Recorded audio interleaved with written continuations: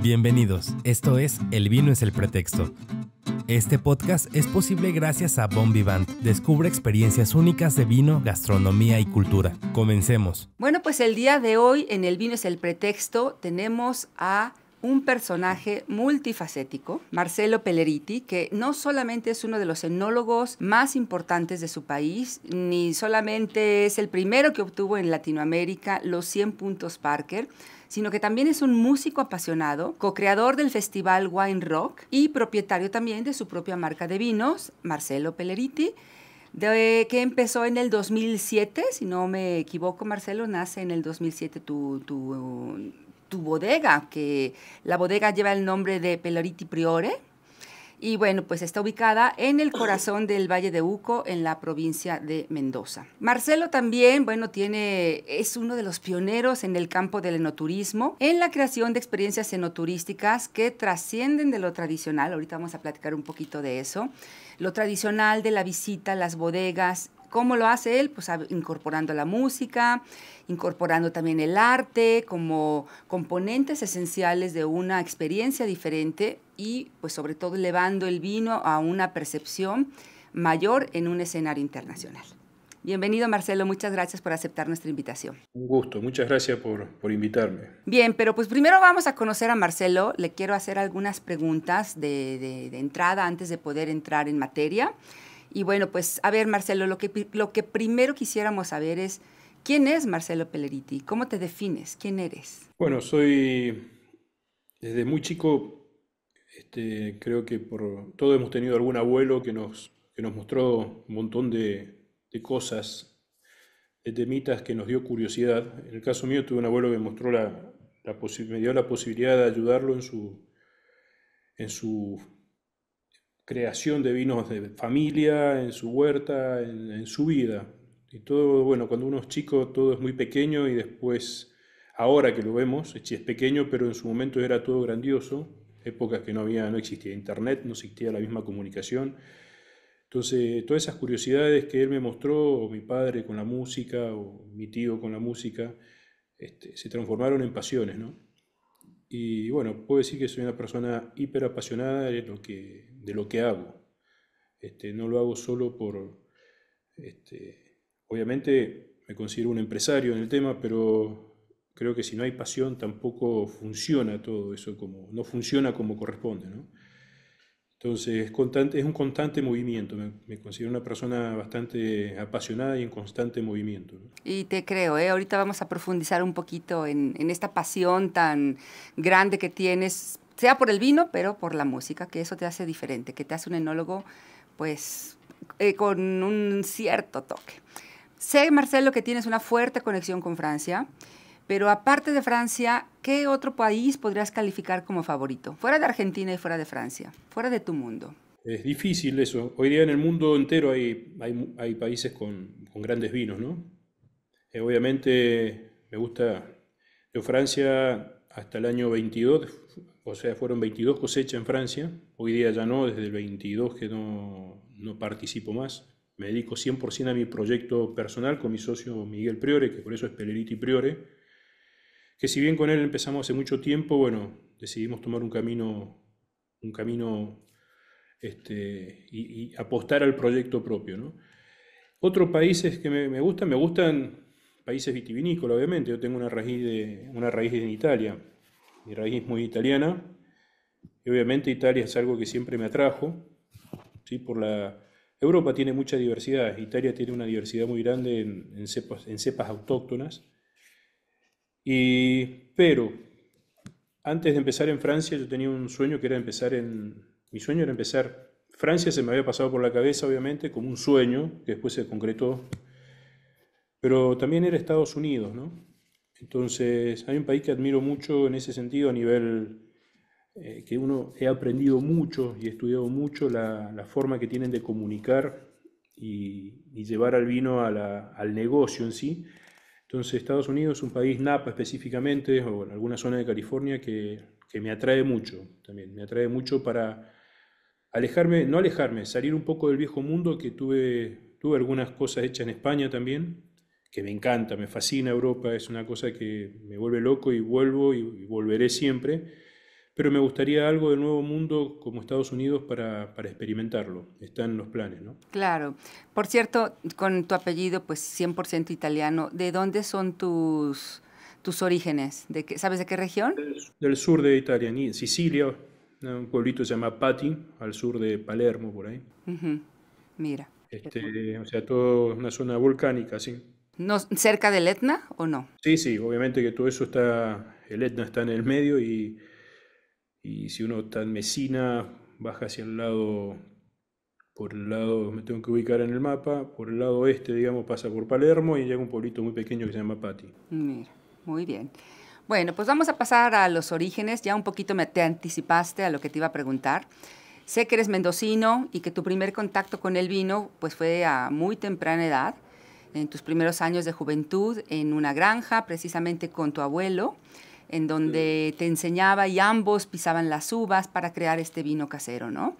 Y bueno, pues yo quisiera saber qué recuerdos tienes de esa época, Marcelo. Y una época, me considero un privilegiado, una época donde, bueno, épocas que uno no podía negarse. Hoy día los chicos se niegan a todo y tiene que pedir permiso hoy día a los chicos hoy día, para ver qué quieren hacer.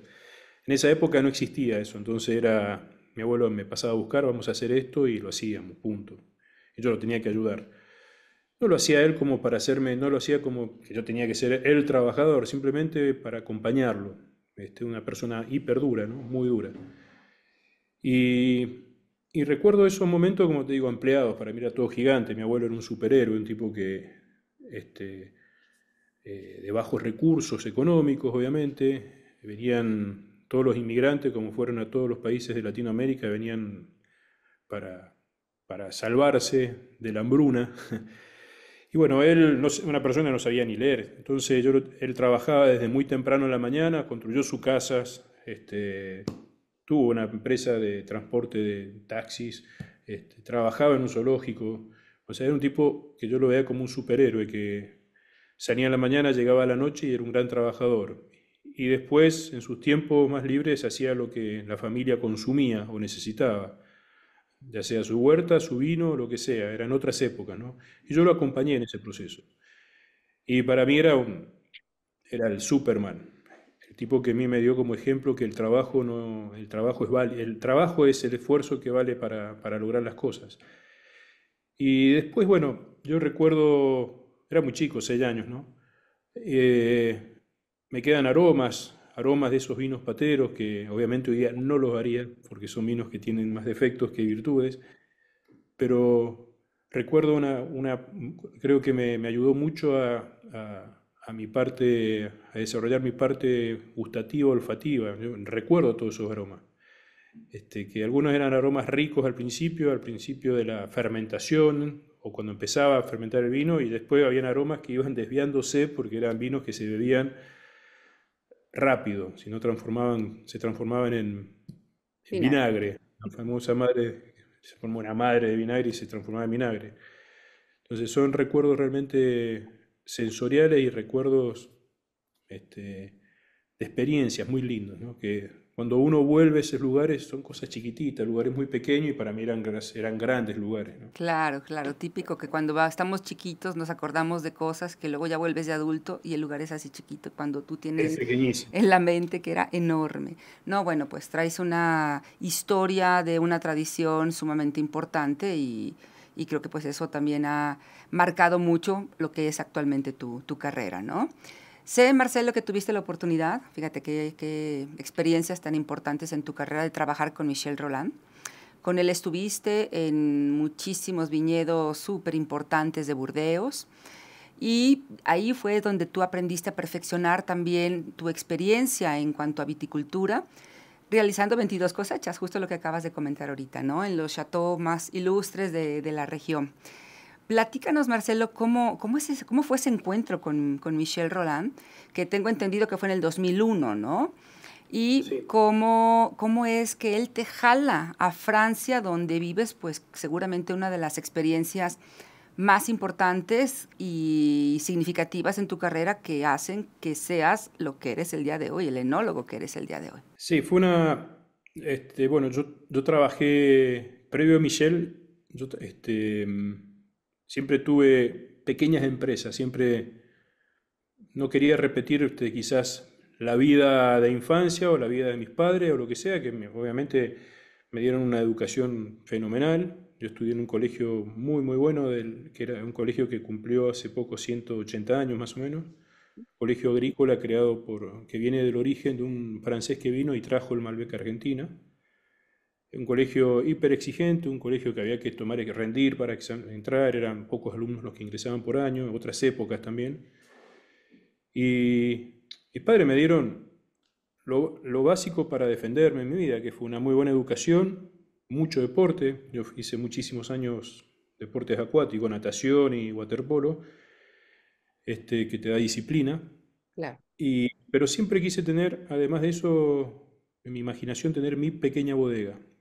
Tuve varios proyectos, tuve viveros, o sea, viveros para plantas, para hacer jardinería, hice semillas de cebolla,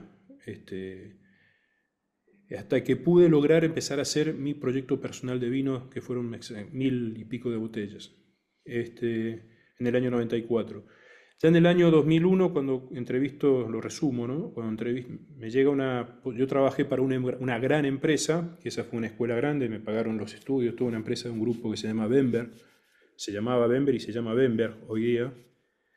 Ellos iban a comprar, eran una fábrica de agua mineral que se llamaba Eco de los Andes y que era dueño de la cervecería Quilmes, no sé si Sí. la Quilmes Argentina.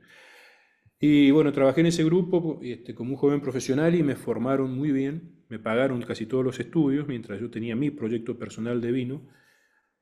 Pero llegó un momento en que ellos iban a comprar una gran bodega que era Trapiche en su momento y no la compraron, año 96, 97. Entonces yo sabía que mi destino no era irme a otro país a trabajar con ese grupo o a Buenos Aires o a la cerveza, no, mi destino era el vino. Entonces empecé a preocuparme, si no encontraba algo en una bodega me iba derecho a hacer mi proyecto personal, directamente a crecer con mi proyecto personal. Y bueno, dio la posibilidad de que me salió una entrevista con Michel en el año 2001.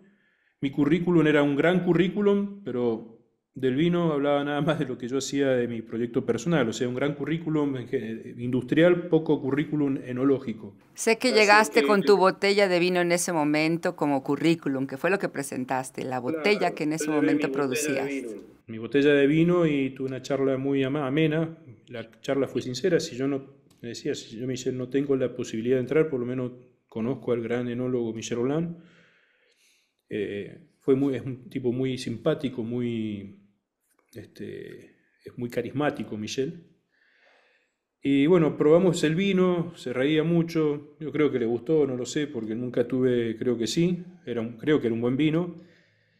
Y hasta a los pocos días él me llama de California, porque él asesora mucho en Estados Unidos, para ofrecerme ir a trabajar en un proyecto que era la primera bodega que se construía y que era de la señora Catherine Pérez Berger. Y bueno, yo tenía que entrar en ese mundo. Justo ella empezaba con el mundo del vino, o si bien tenía un pequeño chateau desde el año 86, ella empezaba a involucrarse de una forma más intensa en el mundo del vino. Entonces me tocó vivir una vida de desarrollo, digamos, tanto Francia como Argentina. Me tocó construir la bodega en Argentina y desarrollar el proyecto también con ella en Francia. Fueron 22 años de muchísima experiencia y obviamente estar con Michel mucho, caminar y probar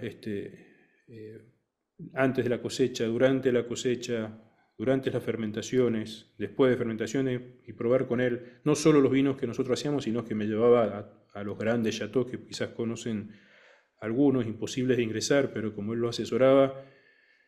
Y bueno, eso me formó un paladar, me formó una disciplina de trabajo, me formó un perfil de conocimiento de lo que significa el vino de alta gama. Para mí Michel como un padre, ¿no? Un tipo una persona que puedo decir que me formó en mi carrera. Y bueno, le agradezco, le debo un montón, obviamente, no tiene precio todo eso. Claro, claro. Pues es que sí, yo creo que eres de los pocos privilegiados en este mundo que ha podido tener la experiencia de trabajar directamente con él y eso, que te hubieran abierto las puertas de bodegas que son herméticas, nadie entra. más quien trabaja ahí. Qué maravilla. Exacto. Realmente fue una experiencia y que con el tiempo uno va evolucionando y toda esa información que uno va teniendo, porque es mucha información sensitiva, ¿no? Claro. De texturas, de sabores, de aromas, todo eso a uno lo va formando y va llevando a un camino, no, no específicamente a tratar de hacer el mismo vino, sino a tratar de desarrollar tu propio estilo, pero con esa fineza, esa elegancia, ese tanino de alta gama para hacer grandes vinos. Claro, con esos estándares de calidad, ¿no? Imagina recorrer los caminos del vino en Francia, pasando por castillos legendarios y viñedos de prestigio mundial.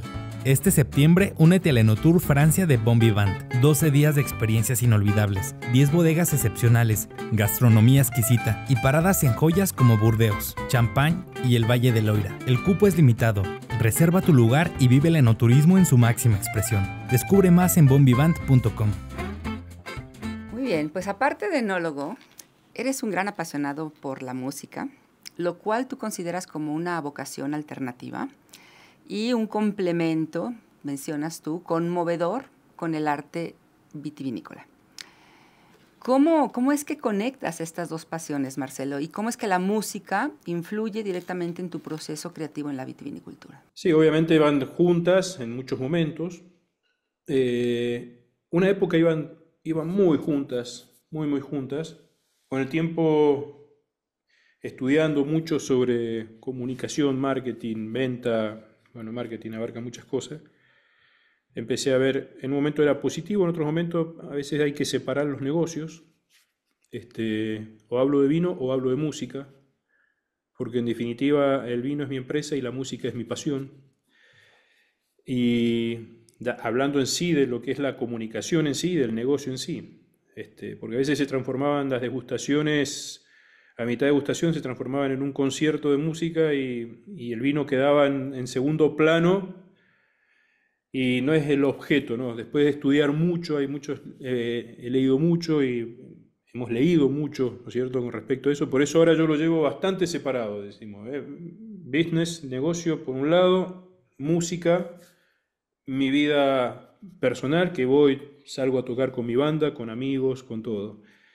Pero una época sí, fue una época donde creo un evento que se llama Wine Rock, que era idea, ¿cuál era? Era tratar de acercar al mundo del vino a gente completamente alejada. Hoy día el rock está en una etapa, creo que como el vino está en decadencia, ha cambiado mucho el rock, hay otros estilos de música, creo que va a resurgir todo nuevamente. Y bueno, vinieron muchos artistas muy famosos, mucha gente involucrándose, obviamente eso atrajo a mucha gente joven y no tan joven, porque el rock abarca gente de mucha edad, asociándolo a algo muy propio nuestro. En Argentina, México ni hablar, o sea, existe el rock, ¿no? El rock en tu idioma, que aquí en México fue un movimiento fuertísimo en los años 80. Claro, y acá también, sobre todo en la época donde entra en el gobierno militar, donde se prohíbe cantar en inglés, entonces hubo un resurgimiento del rock en español acá muy fuerte, la expresión en rock español, con bandas que ya conocerán ustedes, como en México no conozco exactamente la historia política, pero bueno, al estar tan cerca a un país como Estados Unidos, el rock es muy fuerte, me encanta aparte. Y bueno, eso generó un evento de más de 10 años donde venían muchos artistas muy conocidos, muchos de ellos tuvieron sus vinos, y se hizo una conjunción del vino y el rock muy fuerte, muy fuerte. Que hoy día, bueno, hoy día hay muchos que lo hacen, hay mucha gente que repite eventos, digamos, que es lógico porque uno no es dueño ni de la palabra vino, ni de la palabra rock, ni de la palabra evento, o sea, es lógico que suceda. Claro. Y es algo muy lindo, muy divertido para todo el mundo, ¿no? Como un acercamiento al mundo del vino desde una forma más distendida, no tan como el vino, como una bebida tan difícil de comprender, que eso siempre es lo que he luchado contra eso, ¿no? Simplificar el vino. Incluso el vino más caro tiene que probarse de la forma más simple posible, ¿no? Totalmente de acuerdo. Concluirlo de una forma simple. Y bueno, a eso esa era la pasión mía, ¿no? Tratar de que el vino no perdiera protagonismo y que fuera la música, junto con la música, que se acercara a mucha gente joven, este, como una bebida realmente que es una bebida de mucha cultura detrás, una cultura de trabajo muy fuerte. Tengamos en cuenta que para hacer vino no hay máquinas que lo hagan, es mucho trabajo, mucha gente involucrada. Es una industria de muchísimo trabajo, ¿no? Pues ya te me adelantaste a las próximas, pero ya lo empezamos, ya lo anticipamos y igual ya lo platicaste, nada más que yo sí quisiera como puntualizar porque a lo mejor hay personas que no saben de esto. Yo lo que quería precisamente era hablar un poquito del enoturismo en Argentina, que fue en la década de los 90, como cuando inicia pues de una manera ya mucho más formal, como Mendoza como protagonista. Y bueno, pues fue un periodo en donde muchas bodegas empezaron a abrir, empezaron a hacer los recorridos guiados, las degustaciones, pues lo que al día de hoy se maneja en todo el mundo como enoturismo, ¿no? Hoteles en bodegas, restaurantes, etcétera. Pero ¿cuál es la importancia? Creo yo que aquí, tú aquí eres una pieza clave, porque tú fuiste un protagonista importante en esta escena nacional.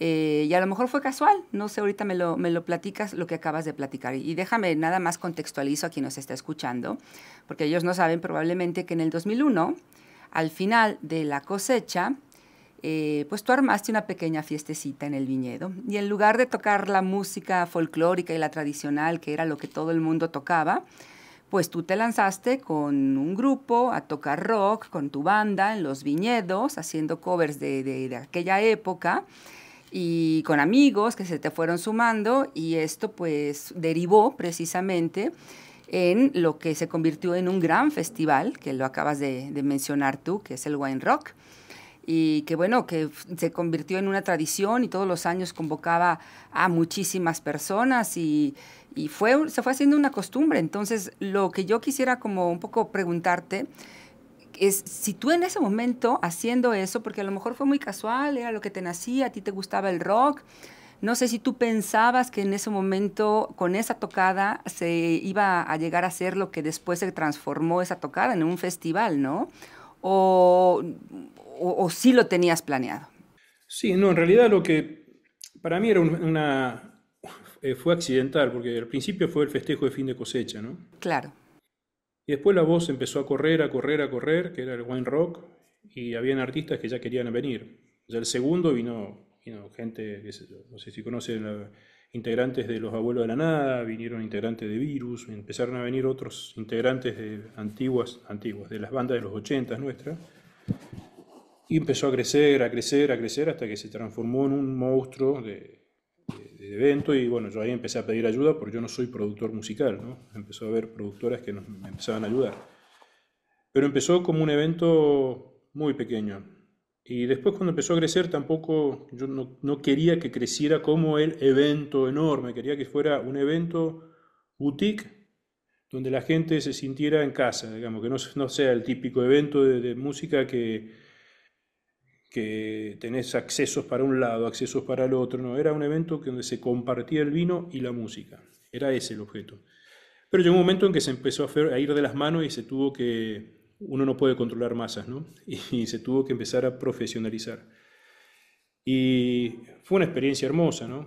Fue una experiencia de vida, donde también mi esposa participó en muchos, desde el segundo o tercer evento, en una actividad que se hacía arte, ¿no es cierto?, experimentaciones artísticas, además, en días previos, y después se transformó en la Semana de la Música y el Arte, o sea, fue algo que marcó mucho a Mendoza, se ganaron premios de las Great Wine Capital por creatividad en ese evento, y marcó mucho Mendoza, era un evento que todo el mundo esperaba como un festejo de vendimia, ¿no? Y ya pasó a ser parte de agendas, ¿no es cierto?, agendas de eventos específicos o importantes en Mendoza.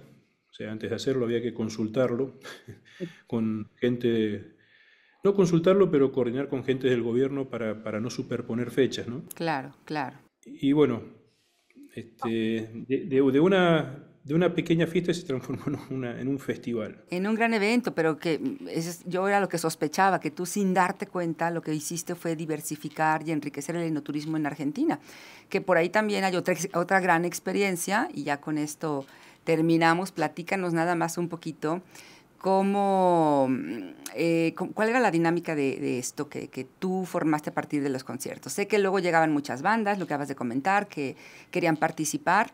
Y lo que tú hacías era que estas bandas pues pudieran jugar dentro también del festival, a tener su propio vino, hacer una mezcla, y como un gesto de agradecimiento pues al final se llevaban su barrica de obsequio, porque ellos hacían, ellos diseñaban, ¿no?, el blend que querían hacer. Pero ¿cuál era la dinámica? ¿Esto lo hacían antes, lo hacían después? ¿Era algo muy público o era algo muy interno, o cómo funcionaba? No, eso era algo más íntimo, ¿no? Era más íntimo. Hay artistas que se quedaban unos días más y bueno, jugábamos a eso, a que ellos compusieran su propio vino y se llevaban sus botellas. Algunos quedaron en esa dinámica de juego en sí o de diversión, y algunos crearon sus propias empresas, ¿no? Como Juanchi Baleirón, como Pedro Aznar, como Fernando Ruiz Díaz de Catupecu, como bueno, Coti Sorosquín. Varios músicos ya tenían sus vinos y se comercializaban. Y otro quedó como el vino para que ellos se bebieran, ¿no?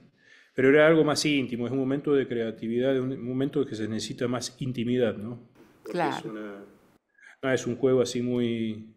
Se concentraban y realmente era increíble su creatividad y su sensibilidad. Gente con un paladar muy sensible, ¿no? Claro. Obviamente, son artistas.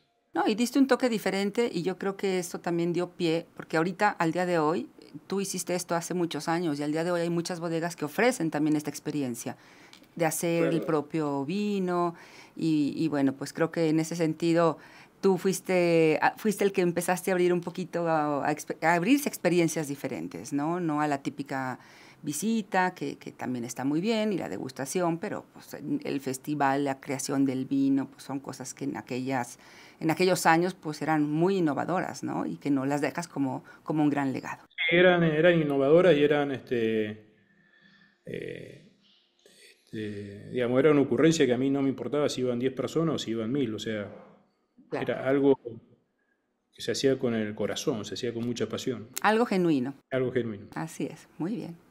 Y bueno, pues para terminar, Marcelo, y no quitarte más tiempo, agradeciéndote que nos hayas permitido charlar un poquito acerca de un país tan importante en el mundo, de cómo fue, bueno, en tu caso, cómo contribuiste al tema del enoturismo en Mendoza. Porque si bien aquí en México, en México en general, el vino argentino es muy conocido, luego las realidades y las historias particulares de los personajes, pues no las conocemos, ¿no? Entonces esto nos abre realmente a conocer un poquito más a fondo lo que es el vino argentino, la cultura y pues lo que es su historia, ¿no? Tú sabes que este podcast se llama El vino es el pretexto. Y bueno, pues para nosotros el vino es el pretexto de muchas cosas, que no quiero sugerirte, porque es lo que yo te quiero preguntar, ¿no? Para ti, ¿el vino es el pretexto para qué, Marcelo? Para tantas cosas, ¿no? Para mí el vino es un pretexto para momentos realmente que fueron y van a ser. Un buen vino siempre es un pretexto para un momento importante en la vida, ¿no? Y no significa que sea el más caro de todos. Ya sea primero se comparte, ¿no? Yo los lunes me junto con todos mis amigos y el vino es un gran pretexto de los lunes, ¿sí? Donde cocinamos o cocinan mis amigos y probamos grandes vinos. Es un pretexto para la amistad, para el amor, para compartir con tu familia, con tus seres queridos, incluso con tus hijos pequeños, para que empiecen a aprender lo que significa esa bebida que es un arte, ¿no? Yo creo que se me está ocurriendo ahora, ¿no? Para mí el vino es un pretexto donde nos mantiene a todos nos mantiene en realidad con los pies en la tierra. Nos mantiene vivos porque es una bebida viva.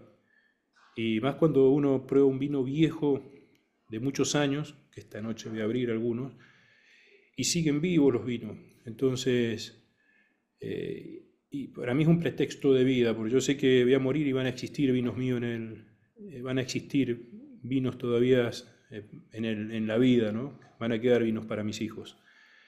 Y siempre dije que más allá de la pasión, yo hago vinos para tratar de beber con mis hijos o con mis nietos, ¿no? Entonces, por eso el vino es vida, es un gran pretexto de la vida el vino. Para celebrar la vida. Pues muy bien. Te agradezco mucho, Marcelo, de verdad tu tiempo y pues espero que no sea la última vez que nos acompañes y seguimos en contacto y muchas gracias por compartir un poquito de lo que ha sido tu carrera, tu experiencia, que nos encanta y nos nutre mucho. Muchas gracias. Muchas gracias por hacerme parte, ¿no? Muchas gracias. Gracias por acompañarnos una vez más en este episodio y si quieren saber un poquito más acerca de Marcelo Pelleriti, búsquenlo bajo su nombre en todas las redes. Nos vemos en el siguiente episodio de El vino es el pretexto. Gracias por acompañarnos en este viaje. No olvides seguirnos en nuestras redes sociales, donde nos encontrarás como @elvinoeselpretexto. Suscríbete si aún no lo has hecho y regálanos un like si te ha encantado este viaje. Este es un podcast de Bon Vivant, producido por Ser Creativo Studio. Nos vemos en el siguiente.